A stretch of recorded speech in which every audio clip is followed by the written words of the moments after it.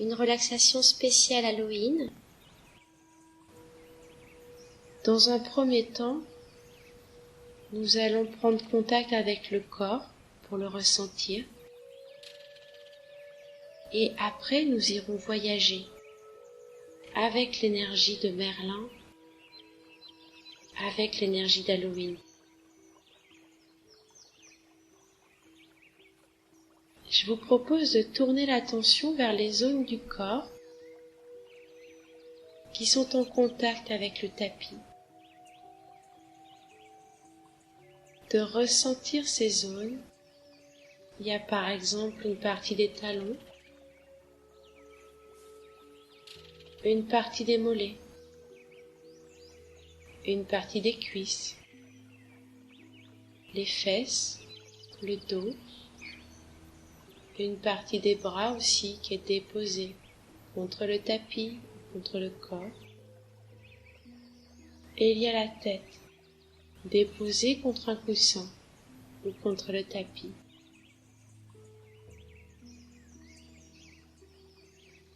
Ressentir l'énergie d'attraction de la terre qui fait qu'on peut déposer son poids dans ces zones de contact, relâcher son poids. La terre a été considérée dans des traditions très anciennes comme une mère. Si cette image vous parle, cette image de terre-mère,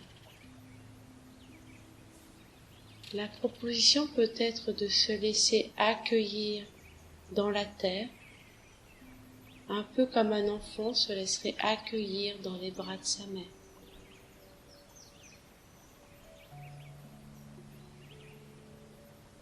La terre a aussi une très grande capacité d'accueil et de transformation.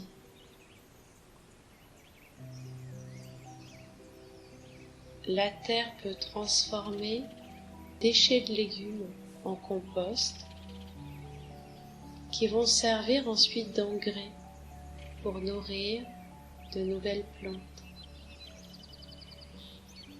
La terre a cette capacité de transformation. Elle transforme les feuilles en humus qui vont par la suite aller nourrir les racines des arbres dans les forêts. Si j'ai des soucis, s'il y a des choses que j'ai envie de transformer, ou s'il y a des tensions, je peux, à travers les zones de contact de mon corps avec le sol, je peux ressentir l'énergie de la terre dans ces zones de contact et demander le soutien de la terre pour transformer tous ces soucis, toutes ces tensions en énergie qui pourra aller nourrir mes projets ou mes envies.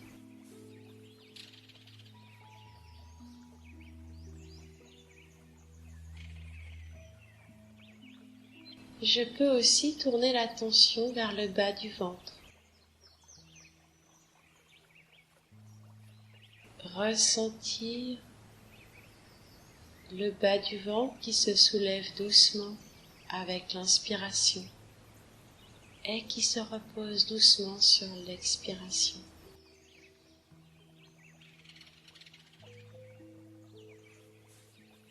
Ressentir que ce mouvement est un va-et-vient qui est toujours là. Un peu comme les vagues dans la mer. À l'inspiration, la vague monte et à l'expiration, la vague redescend. De nouveau, elle monte. De nouveau, elle redescend. Et elle monte encore. Et elle redescend encore. Et elle monte. Et elle redescend.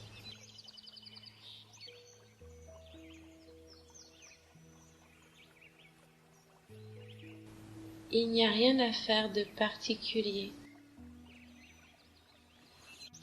Juste être là, avec sa respiration. La laisser être comme elle a envie d'être.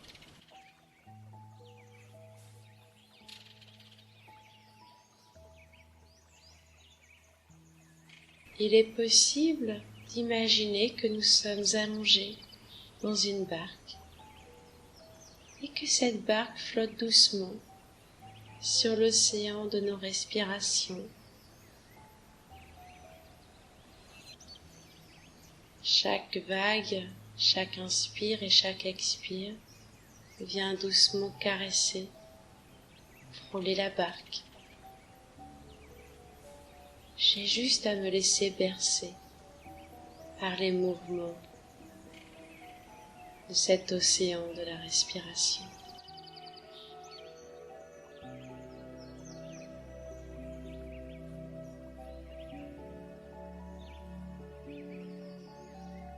La proposition peut être d'aller ressentir, habiter des zones du corps pour sentir la vie dans le corps et pour peut-être relâcher le corps, si ce relâchement vient bien sûr. La proposition, c'est de tourner l'attention le plus loin possible de la tête, de descendre dans les sensations des pieds, de ressentir peut-être le contact des orteils entre eux. Peut-être ce contact,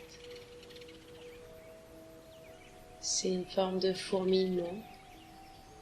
Peut-être il y a une sensation de chaud, de froid, de sec ou d'humide au niveau des orteils. Peut-être qu'il n'y a pas trop de sensations. Il n'y a pas à rechercher de sensations extraordinaires.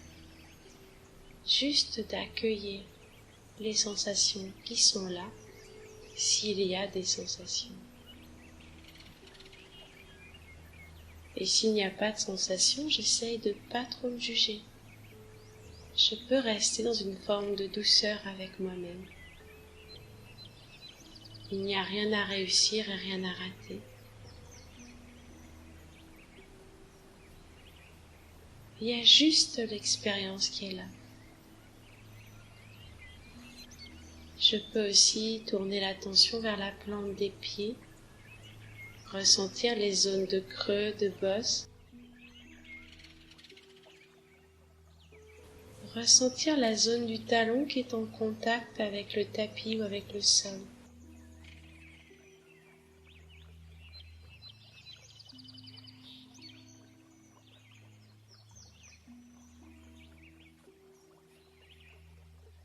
Ressentir la peau des pieds en contact avec la chaussette et peut-être ressentir l'intérieur des deux pieds.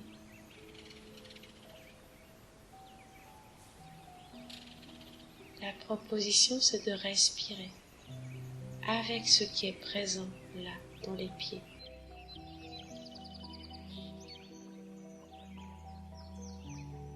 À l'inspiration, je peux apporter toute mon attention, toute ma douceur à mes deux pieds.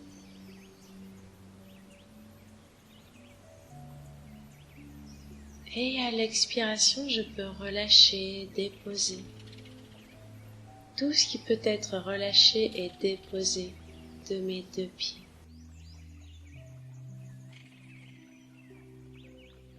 Puis je peux continuer à voyager dans les sensations du corps, en remontant l'attention le long des jambes, ressentir la zone des mollets et des cuisses qui est en contact avec le tapis, ressentir le poids des mollets et des cuisses qui se relâchent, qui se déposent dans le tapis.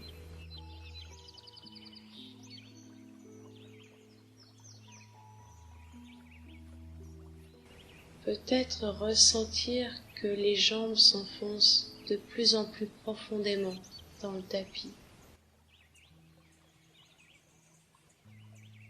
Ressentir la peau des jambes en contact avec le tissu du vêtement.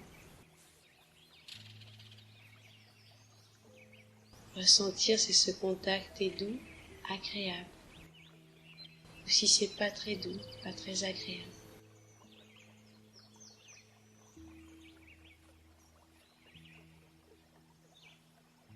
Et il est possible de tourner l'attention vers l'intérieur des jambes, dans la chair, dans les muscles, dans les tendons, même dans les os, dans l'articulation des genoux aussi. Et de respirer avec ce qui est là dans les jambes. À l'inspiration, j'apporte toute mon attention.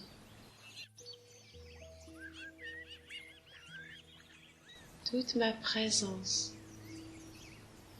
toute ma douceur à mes deux jambes.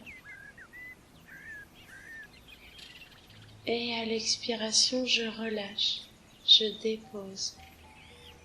Tout ce qui peut être relâché est déposé de mes deux jambes.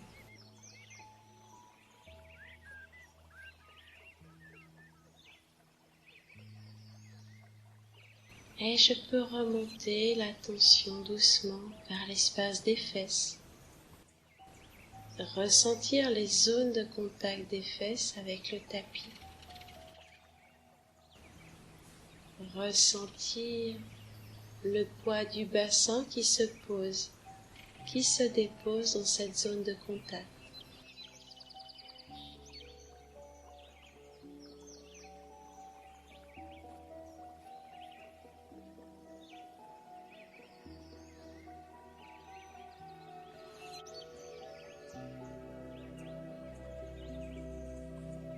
Ressentir la vie dans le ventre, sentir comment le bassin accueille le ventre.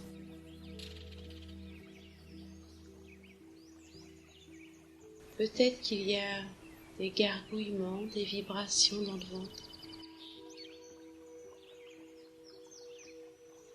Peut-être qu'il y a juste le doux mouvement de l'inspire et de l'expire qui est là, dans le ventre.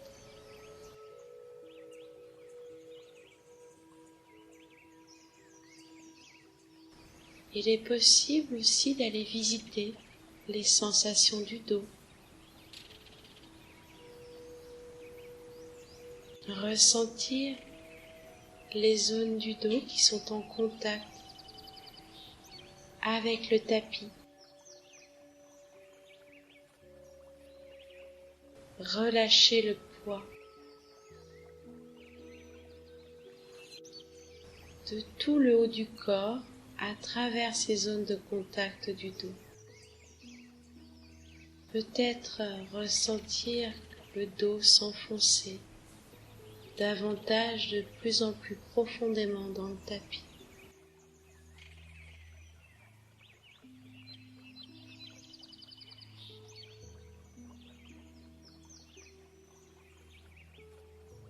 Il est possible de tourner une attention particulière à la colonne vertébrale,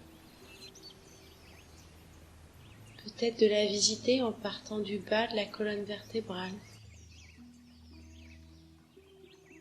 de respirer avec les vertèbres, de respirer peut-être entre les vertèbres. La proposition avec la respiration, c'est d'apporter de la conscience, de l'espace à la colonne vertébrale.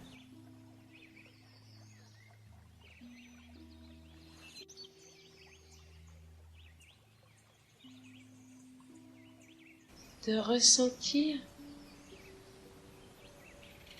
tout en remontant dans la colonne vertébrale, que vers le milieu du dos, vers les dorsales, les vertèbres peuvent vibrer légèrement. elles sont en contact avec les côtes qui accompagnent le mouvement de la respiration dans la cage thoracique.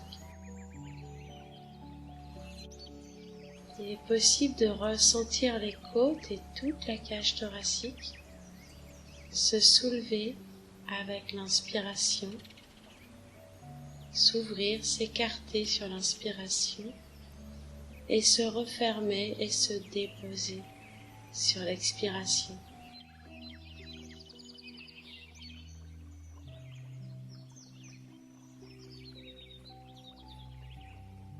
Ressentir que la cage thoracique accompagne le mouvement de la respiration des poumons.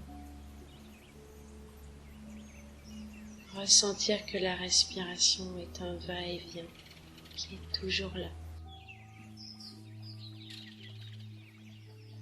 Sentir que les poumons s'emplissent d'air et se vident d'air au gré de l'inspiration et de l'expiration.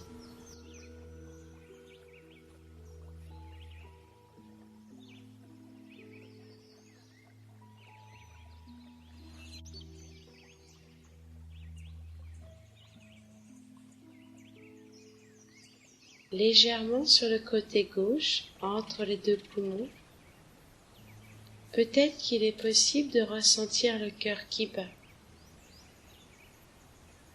l'écouter, de l'entendre battre.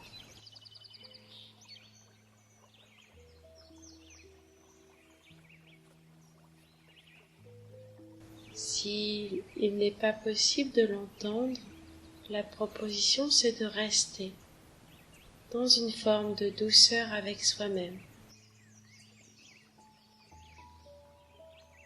Il n'y a rien à réussir, rien à rater. Il y a juste une proposition d'expérience, avec cette conscience que quoi qu'il arrive, dans l'instant présent, je fais toujours de mon mieux, en fonction de mes capacités de l'instant présent. Et puis que j'entends mon cœur battre dans l'instant ou pas, je sais que mon cœur est en train de battre.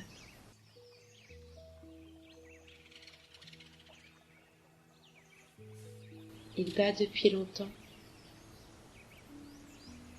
Il bat depuis le ventre de ma maman, bien avant ma naissance.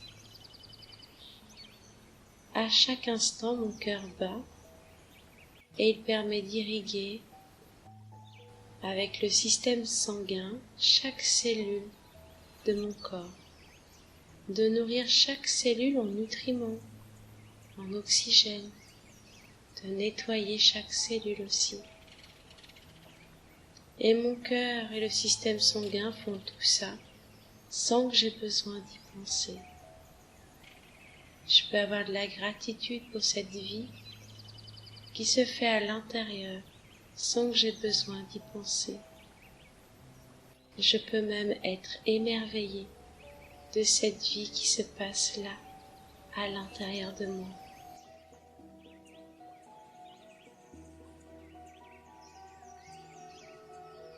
Je peux continuer à voyager dans les sensations du corps, en tournant l'attention vers les épaules,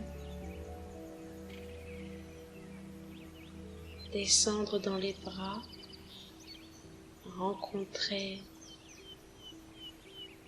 les mains, les doigts, ressentir le contact des doigts entre eux peut-être, les sensations peut-être de la paume, des mains, du dessus des mains. Il est possible de ressentir peut-être l'intérieur des doigts, la chair, les tendons, les phalanges. De ressentir aussi l'intérieur des mains, la chair, les tendons, les os qui relient les doigts à l'articulation du poignet.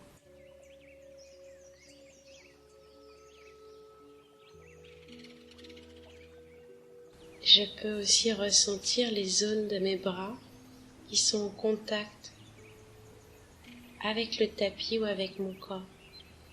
Je peux sentir le poids de mes bras qui se relâchent, qui se déposent dans ces zones de contact.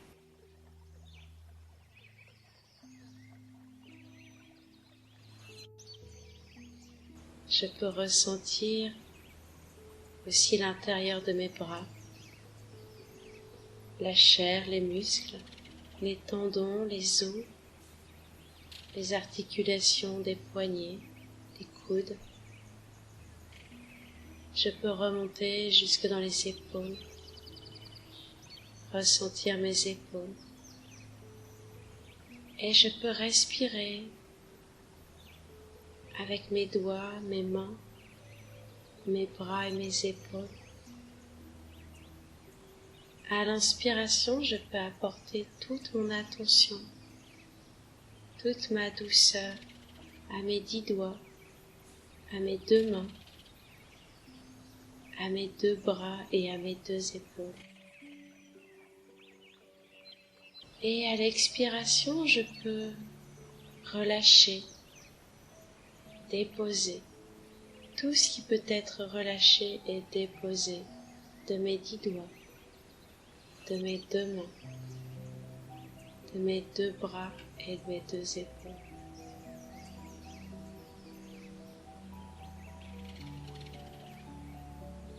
Je peux doucement remonter l'attention vers l'espace des cervicales, ressentir la nuque, le cou, la gorge. Ressentir peut-être le passage de l'air à l'intérieur de la gorge.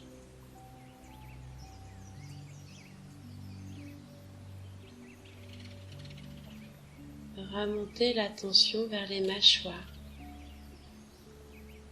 Si c'est serré, il est possible de laisser un espace entre les dents du haut et les dents du bas pour relâcher la mâchoire. Il est possible aussi de ressentir les sensations particulières de la salive à l'intérieur de la bouche.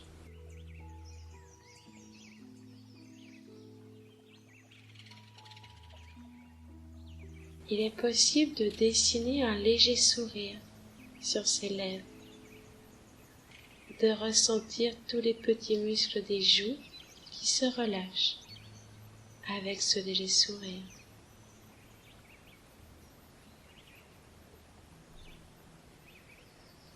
De tourner l'attention vers le nez, de ressentir l'air qui rentre et qui sort des narines. De ressentir que derrière les narines, il y a de l'espace. Ce sont les cavités nasales dans lesquelles l'air s'engouffre.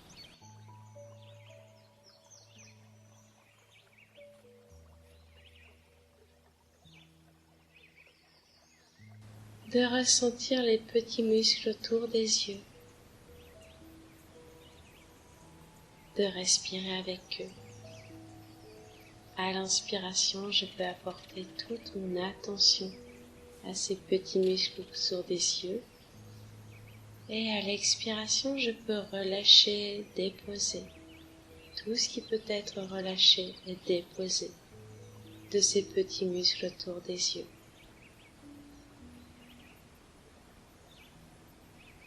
De ressentir les paupières qui recouvrent les yeux. Peut-être il est doux et agréable de laisser les yeux se reposer quelques instants.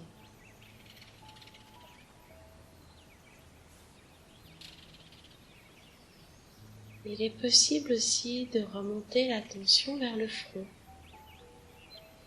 et de respirer avec le front pour apporter de l'espace, de la conscience dans cette zone du front.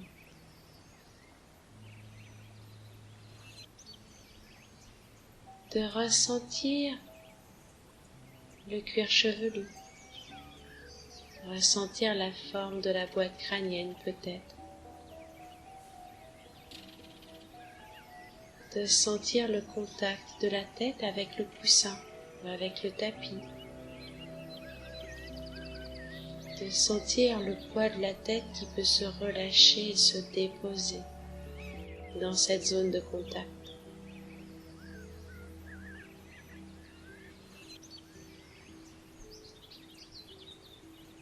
Et il est possible de respirer avec la tête et tout le visage.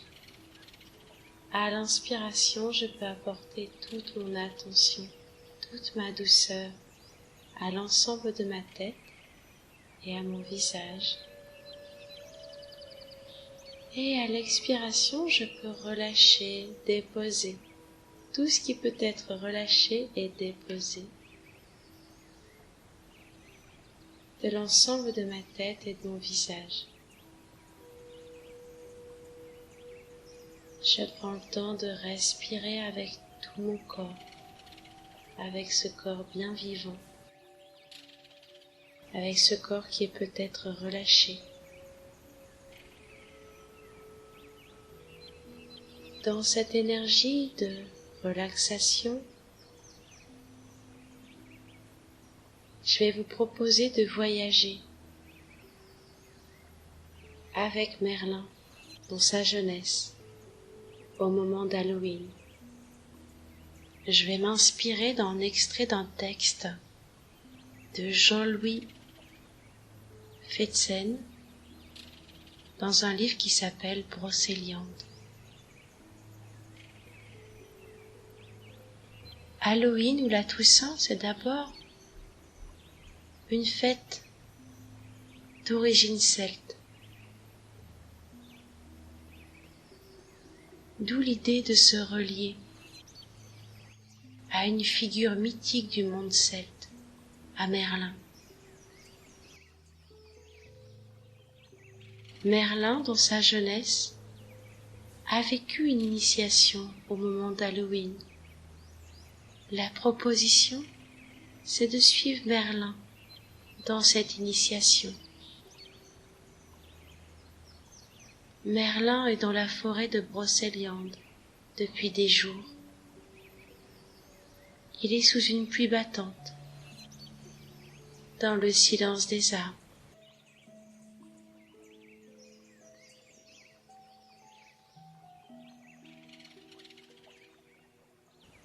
Ici se trouve le vrai terme de son long voyage, le cœur de la forêt, dans une immense clairière, cernée de par tous les côtés par un océan d'arbres.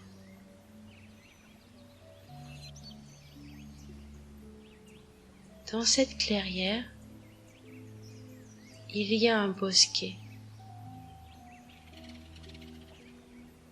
Ce bosquet, il y a 7 arbres.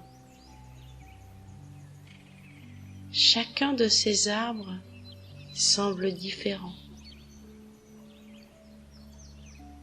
Il s'approcha lentement de ce bosquet.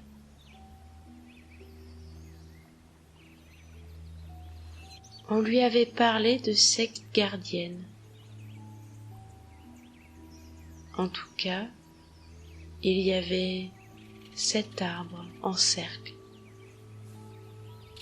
de 7 essences différentes, distinctes. Il y a un aulne, un chêne, un buisson de houx, un saule, un pommier chargé de fruits, un noisetier et un bouleau droit et blanc, dominant tous les autres arbres. Au milieu, jaillit une source, formant un mince ruisseau qui s'écoule dans le vallon. Dès l'instant où les yeux de Merlin se posèrent sur le cours d'eau, il ressentit une soif intense, et l'irrésistible envie de s'en abreuver. Non davantage qu'une envie, un besoin, une nécessité vitale, plus forte que sa peur. C'est cette soif qui le fit avancer vers le bosquet,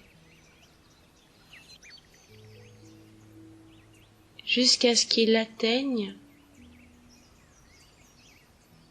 jusqu'à ce qu'il pose sa main sur l'écorce du chêne. Il ne vit personne, ce qui l'effraya et le rassura tout à la fois. Mais en touchant le tronc du chêne, elles furent là. Cette femme âgée, fée ou sorcière, enveloppée dans de longues robes noires, sur lesquelles coulaient leurs cheveux gris. Surpris par l'apparition subite de la gardienne du chêne tout à côté de lui, Merlin s'était écarté vivement, sans même qu'il se soit rendu compte qu'il avait pénétré au centre du cercle. Là, il ne pleuvait pas, il ne faisait pas froid. Une lumière douce illuminait un poudroiement de pollen qui s'agglutinait bientôt sur sa peau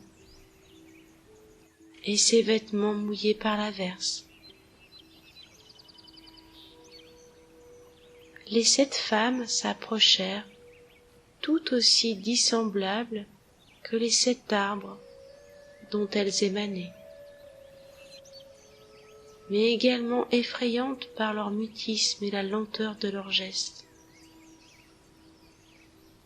Avec douceur, l'une d'elles, pâle, mince et haute, le prit par la main et l'entraîna vers le bouleau. De la manche de sa robe noire, elle sortit un petit bol de terre, rempli d'une teinture sombre et visqueuse, dans laquelle elle trempa son doigt avant de dessiner une longue ligne sur le côté gauche de l'enfant, depuis sa mâchoire, son cou et son épaule, jusqu'au bout de son bras et l'ongle de son pouce. Puis trempa de nouveau son doigt dans le bol. Elle traça un simple trait horizontal à droite de la ligne, à hauteur du poignet. Une rune symbolisant le bouleau, l'arbre de l'amour et de la renaissance à la vie, dont elle était la gardienne. Elle murmura à l'oreille de Merlin: « Écoute le bouleau, noble prince. Avance parmi les gardiennes des arbres. » La tête penchée, elle le dévisagea avec ses yeux gris, avec un sourire attendri. Mais alors que l'enfant, Merlin, allait ouvrir la bouche pour lui parler, il se sentit de nouveau saisi par le bras d'une autre gardienne, tout aussi grande, mais à la peau sombre.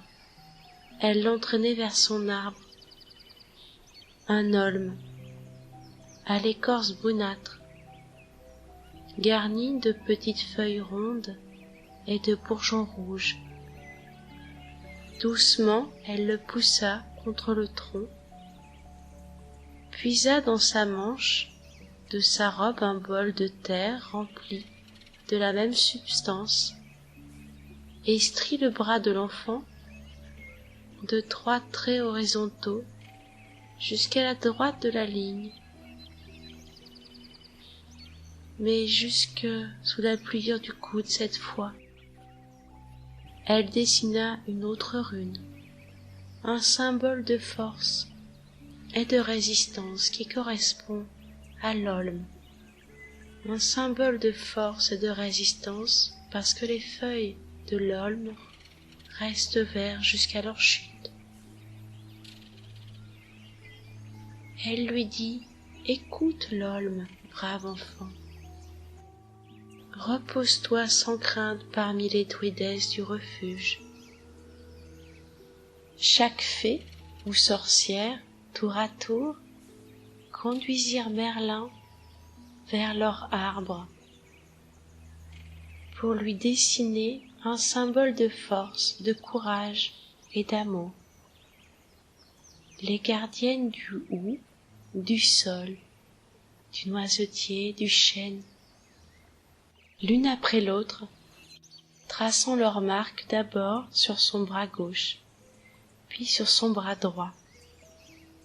Merlin n'avait plus peur, il ne tremblait plus.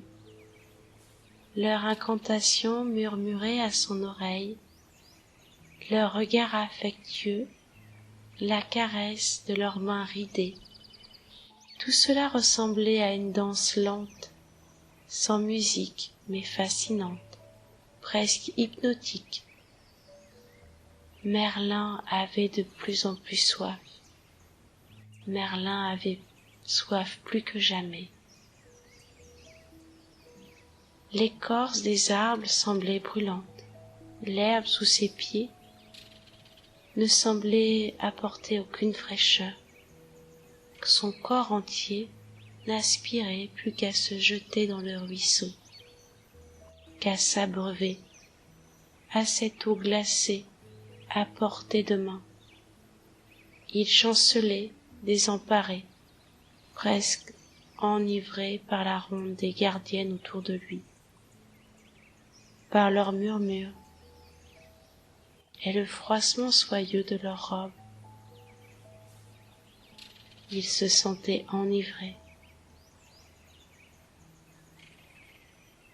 Lorsque soudain, elles s'écartèrent. Merlin resta un instant interdit, le souffle court, la vue brouillée, et quand il reprit ses esprits, il découvrit face à lui la dernière d'entre elles, au pied de son arbre, un pommier. Le pommier est bien sûr l'arbre de la connaissance et de la révélation, l'arbre de l'autre monde, qui, selon les enseignements des druides, réunit les 3 sphères de l'existence. On disait que ses racines, en s'enfonçant dans le sol, participent à la sphère inférieure, à celle des morts et du passé. Son tronc visible de tous appartient au cercle de l'errance et du présent. Son feuillage et ses branches s'élevaient vers la sphère supérieure, celle des dieux et des idées. Là-bas, de l'autre côté du bosquet, la gardienne des fruits du pommier n'avait pas bougé. Elle le regardait fixement, avec dans les yeux une expression qui décontenança Merlin. Elle semblait avoir peur, non pour elle-même mais pour lui. Merlin se détacha un instant de ce regard, chercha les autres gardiennes, mais elles avaient disparu. Les runes pourtant étaient toujours là, sur ses bras, prouvant qu'il n'avait pas rêvé, ou bien qu'il rêvait encore. Il n'est resté plus qu'elle dans le bosquet, en attendant calmement qu'il la rejoigne de l'autre côté du ruisseau.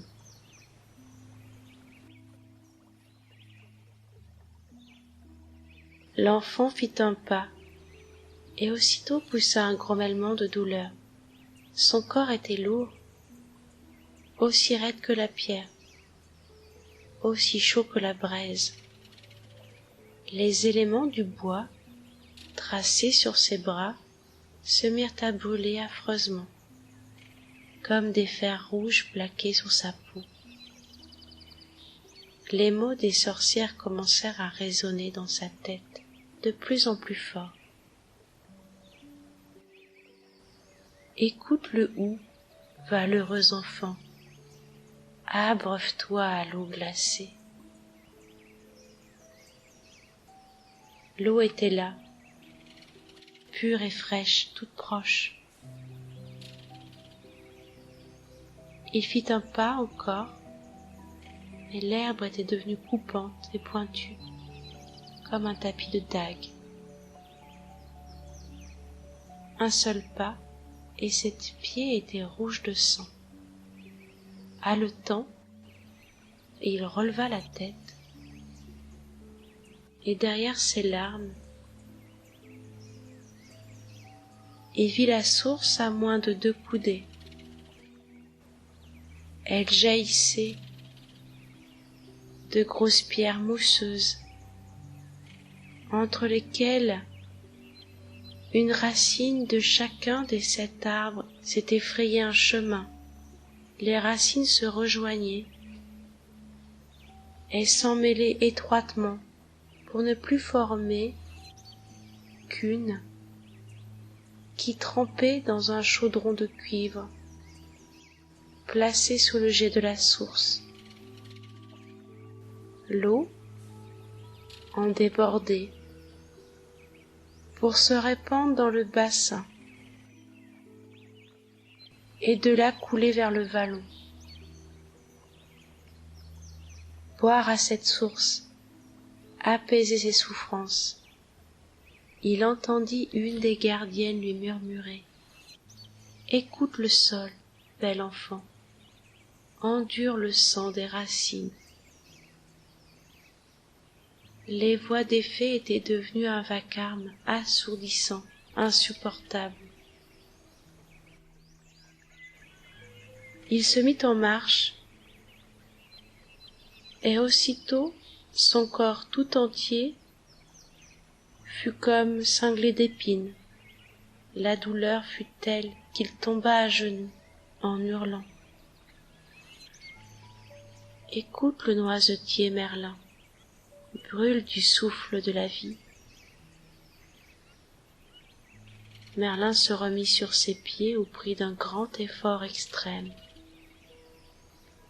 Avança encore, alors que les runes s'enflammèrent sur ses bras. Il ne voyait plus rien. Une seule chose comptait, se jeter dans le bassin, éteindre ces flammes qu'il rougeoyait. Écoute le chêne, courageux mortel, et confiance dans l'honneur que te font les arts.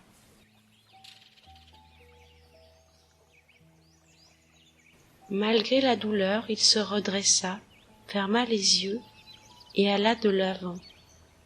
Avoir confiance, surmonter l'épreuve. Un pas, un autre pas, sans regarder l'eau.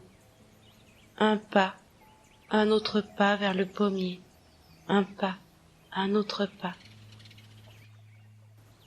Une main le saisit doucement.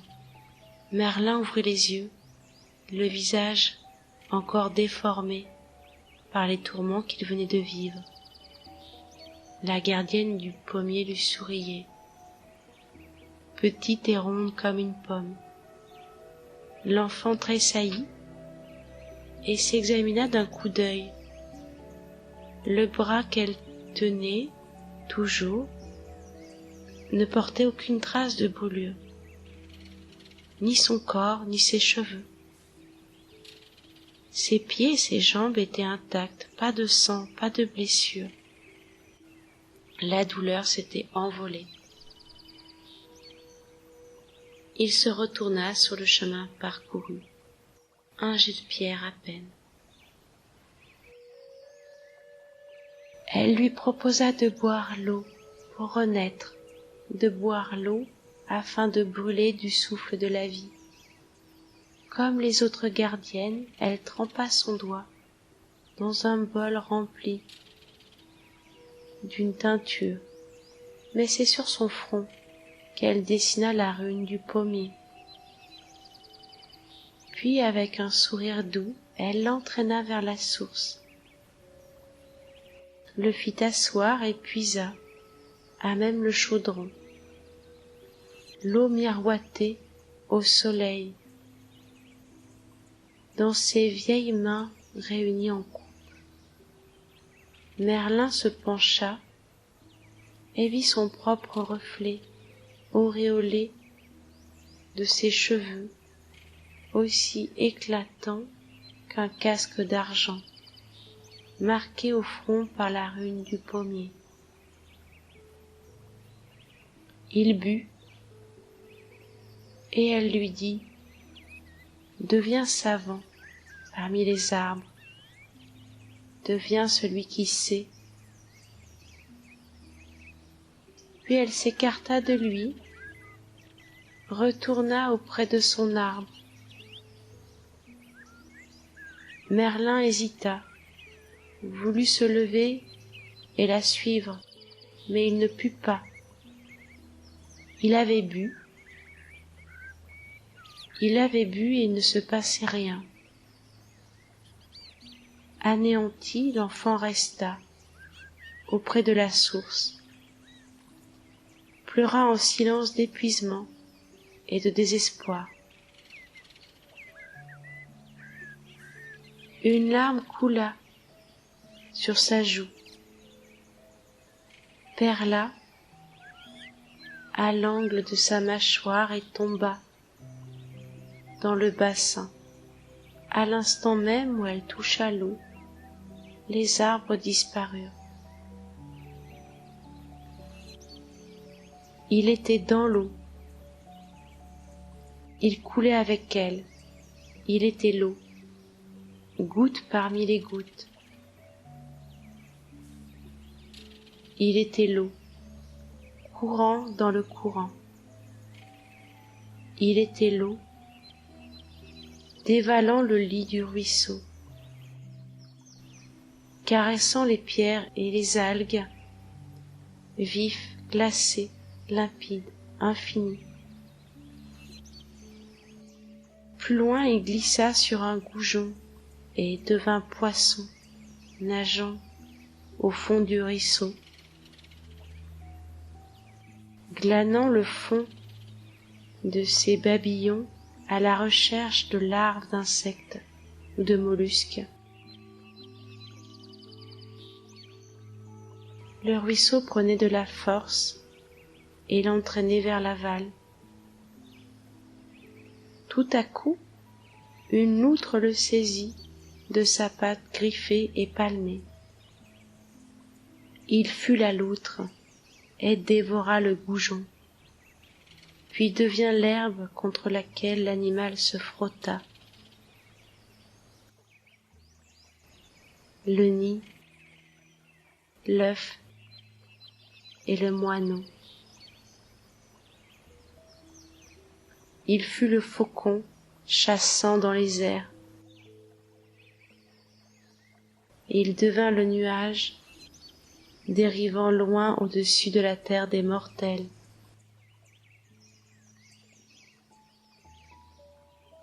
Il devint la pluie tombante sur les arbres, la sève, l'écorce et les racines.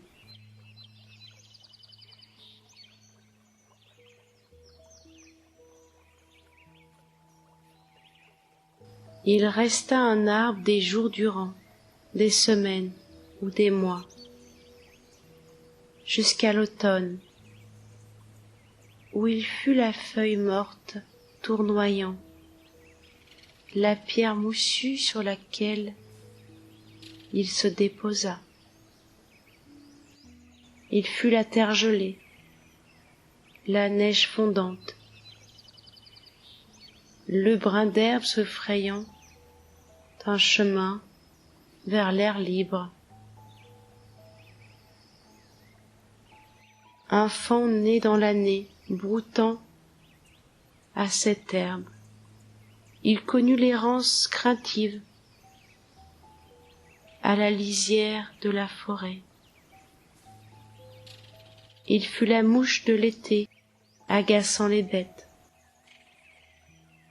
L'araignée tissant sa toile pour capturer les insectes.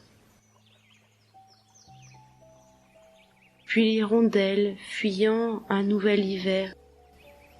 Ainsi passa la vie de Merlin durant des années. Et doucement, je vais vous proposer de revenir aux sensations de votre corps allongé ici et maintenant, aux sensations de votre corps en contact avec le tapis, aux sensations de la respiration, sentir l'air qui rentre et qui sort du corps.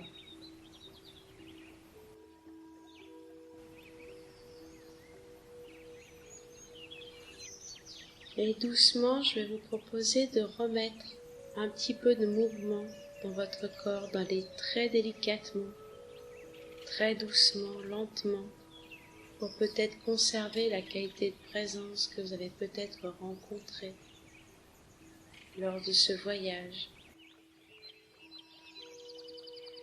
La proposition peut être de bouger doucement. Je vous propose de bouger doucement les doigts, les orteils, peut-être de bâiller ou de vous étirer, de ressentir ce que votre corps a besoin.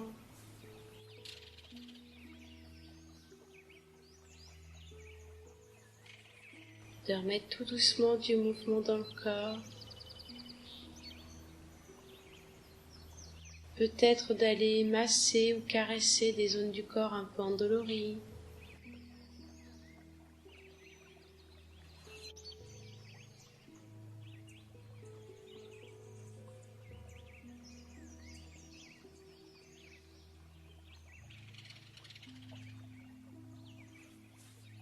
Ça peut être aussi de se mettre sur un côté pour sentir ce que ça fait que de changer de position. Ou de tourner sur un autre côté. Pour se lever quelques instants sur un côté.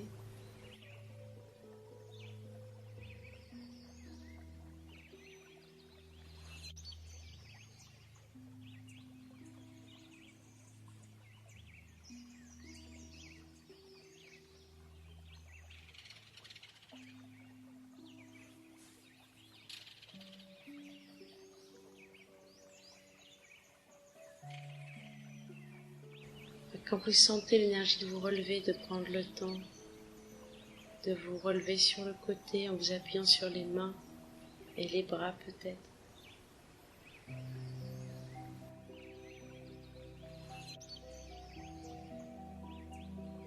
Je vous remercie pour votre présence, pour votre attention.